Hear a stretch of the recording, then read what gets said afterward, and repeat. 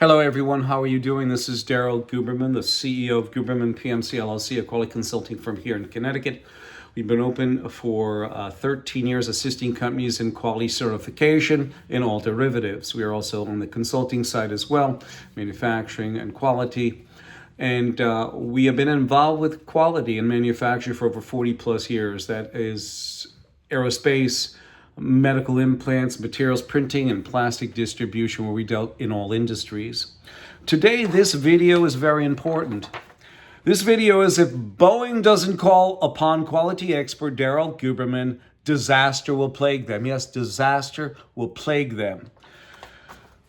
We have sent them our CV. We have sent them several articles. We've sent them several letters of recommendation. And I understand that Stephanie Pope, who is going to be possibly taking David Calhoun's position instead. She is now the CEO, I think, of Commercial Aircraft or Global Services or Commercial Aircraft, where supposedly Stan Deal stepped down from that position. So the CEO position is open, and that's what I am looking forward to. Because you need a guy who's going to roll up his sleeves, not stay in Chicago, the corporate office, and go to Washington and to all other satellites of Boeing and really dig in hard. And we're going to continue.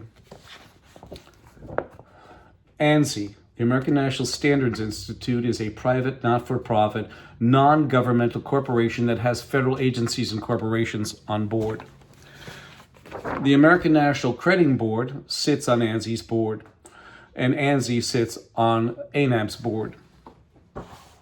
In 2018, ANSI took over complete control, In 2018, ANSI took over complete control over ANAB in 2018. And between 2015 and 2021, ANSI sat on the International Accreditation Forum. Okay, and the International Accreditation Forum, we're going to show this to you as well.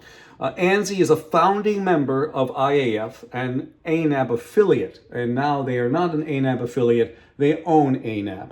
And they are a founding member. They probably are the only member that founded the IAF.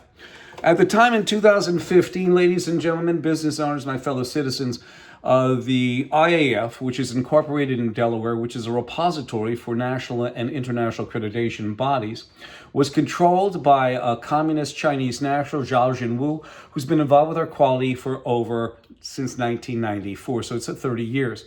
He had the power as a chairman between 2015 and 21. Okay, he was also the chief executive of the China National Accreditation Services in Beijing, China, who certified the laboratory in no other than Wuhan, China. In 2017, he was standing there in the lab. We have the pictures. I don't want to get into all of that mess. We want to try to keep this video very light on you, but we have to tell you this litany to understand where Boeing is today. So what happened is he's standing in the lab in 2017. In 2018, some specialists from the United States went to the Wuhan lab. The scientists were complaining about not having trained technicians. Conversely, in the United States, Ms. Pamela Sale, who's the vice president of ANSI ANAB's laboratory accreditation, stated under deposition that from one laboratory to another, there are variances and they lack protocol per se, don't they really, with the virus escaping. So in May of 2019, the CDC, which also sits on ANSI's board, right over by the NIH, right over by the FDA, right over by USDA, DOD, FBI, etc., they came out with a training document for virology labs in China. But the only mention in this entire training document is Wuhan, China, no less. And if you go down into the article, and it's going to be down below in the featured articles that are there, you can find it. It states that the most important part of any laboratory is highly trained technicians, because they are the first guardian of containment when it comes to any sort of release of a virus or any type of other contagion, and that's it. So she basically, Pamela Sale basically said and confessed to it that the virus was released from that laboratory. And ANSI and ANAB were sitting on there in 2015 to 21. Let's go back in time. Mr. David Levy, I gave a speech at the American Society for Quality, 2013. While I'm talking, you can read that or stop the video and read it. He said basically in this that Mr. Guberman, ANAB has no problem with what you do. In fact, ANAB supports you, sir. He was a Region 3 director, ASQ. He was sent there to try to disparage me. It did not work. He came up after the meeting and says, I can't disparage you. You're a very knowledgeable guy. Of course not. We've got a lot of years in quality in manufacturing. So what happened is he did that. ASQ at the time sat on ANSI's board, of course, and they owned ANAB, the American National Crediting Board, 50%, and ANSI, the American National Standards Institute, owned ANSI 50%. In 2016, Mr. Randy Doherty, who at the time was the technical advisor of ANAB, and also he was the not the chief, but he was the principal on the IF tax form. He is the guy who handed over leadership in 2015 to a communist Chinese national, okay, that he's been buddies with for years, I guess. But anyway, this is an invitation from him to join either ANAB or IF. And now, in all good conscience, do you think I'm going to join an organization like ANSI ANAB who sit on the IAF that's controlled by a communist Chinese national when the Chinese national has China National Intelligence Law, Article number 7, that mandates espionage? Absolutely not. As you can see, the IAF is a sister organization, and we have Randy from the article over here that states that they are a sister organization. Remember, ANSI is a founding member of the IAF.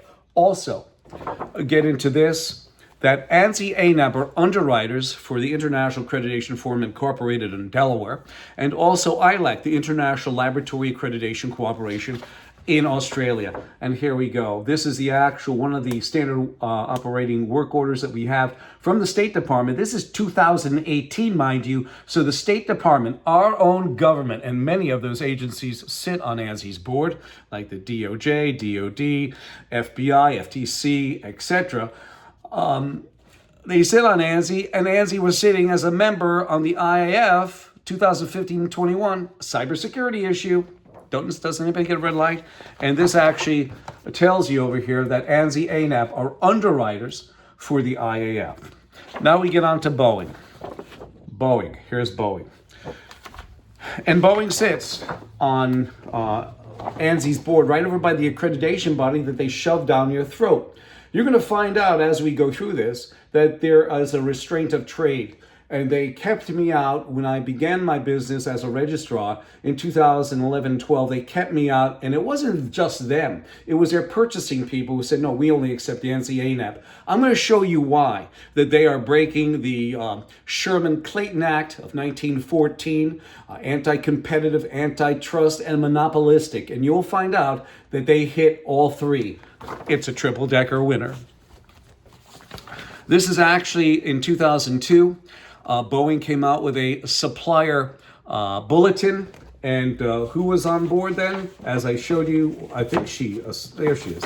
Who was on board at the time in 2002? She was on board since 1995. So when they implemented this bulletin, she was there.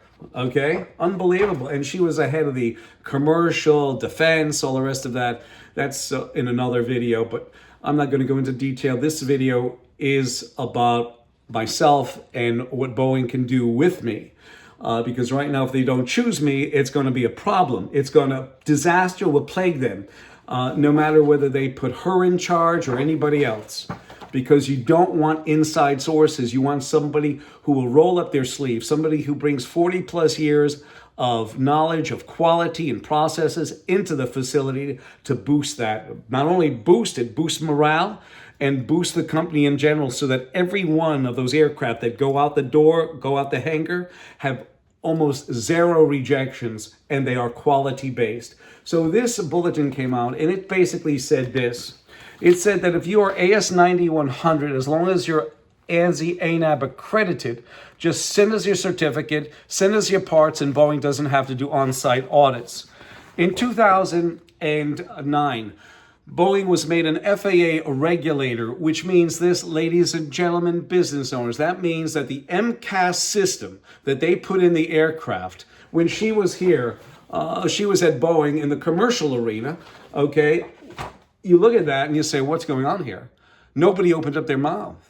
The only one who took a beating, by the way, is David Calhoun, but I guess they pay him enough to do that. But let's continue on. So this says this: FAA increased the authority of Boeing's Commercial Airplanes division to self-certify their own aircraft, and this is where it comes in about the MCAS system. When people say, well, Boeing lied to the FAA. No, they are the FAA. They didn't have to tell them about MCAS. Now, I'll prove it to you.